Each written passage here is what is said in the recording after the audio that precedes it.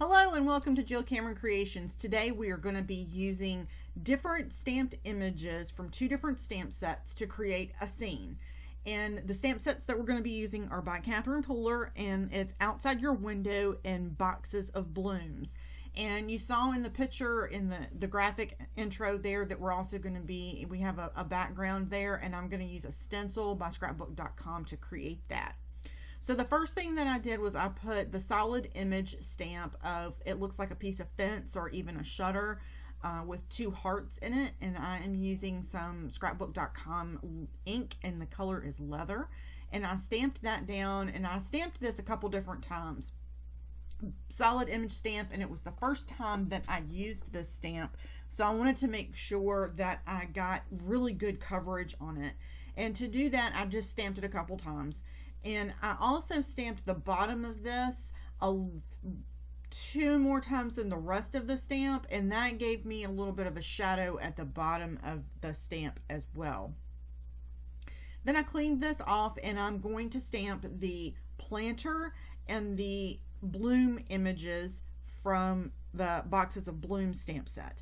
Now the blooms themselves actually have two different stamps. It has the leaves and then the blooms, and they are not really layered, but they kind of fill in the gaps of each other, so it's really cool. And I used a blue and then a purple for that, and then I also used the coordinating dies to cut the rest of this out. So what I'm going to do is just play a little bit of music so you can watch the rest of the creation and then cut out process, and then I'll come back when I'm getting ready to stencil.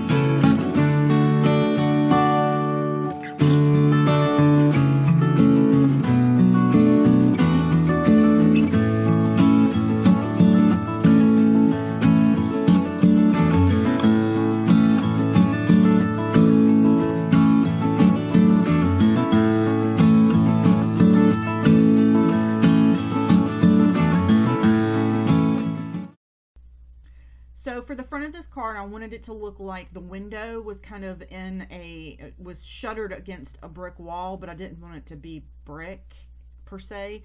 So I used the scrapbook.com, it's a herringbone stencil shape, and I used that, and it's a big stencil, so you can use it for any size card just about. But I ink blended some fired brick on the front of this, and I used Distress Oxide inks. I'm using a dome blending tool, and that dome blending tool doesn't leave any marks on the paper. You can start in the middle, as you can see here, and it just blends out. It's really smooth. It doesn't like leave the edge of the blender on there so you don't see it. Really easy to blend out. For the shutters, I actually just trimmed that out with my paper trimmer. I didn't use the coordinating die for that. I'm going to adhere this flat down to the paper a little above the center mark. Then I'm going to take all of the images that I die cut, and when I die cut those, as you saw, I actually die cut additional images and stacked them together so that each individual die cut would have some depth to it, and it wouldn't just be a flimsy piece of paper on the front of my card. That helps tremendously to put something through the mail that has a little bit of depth to it, is if you die cut it multiple times and put it on there, along with some really good quality foam tape, which I have from scrapbook.com here. And I don't know if you noticed or not, when I was die cutting stuff, I was using scrap paper to die cut that and put it behind stuff. It was stuff that maybe I had touched on, like you saw there, to ink blend off onto a piece of paper. It was stuff that had marks on it. It was the edges of things. I just used a bunch of different things to die cut all of the leftovers because they're going behind something. So that's one way that you can use up scraps that you're like, I don't know if I'm ever going to use that again, but I'm going to save it because we are paper hoarders. As crafters, we are definitely paper hoarders. So I use that a whole lot.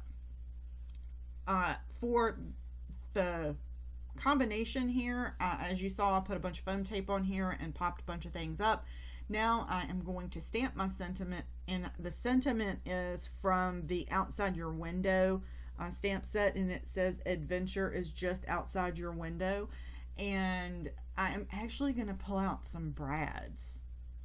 I used some brads on some dad cards for Father's Day that I was making for some friends, and I had forgotten how much I like brads, so I pulled them out. I also pulled out my corner chomper. I haven't used this thing in forever, and it is perfect for this.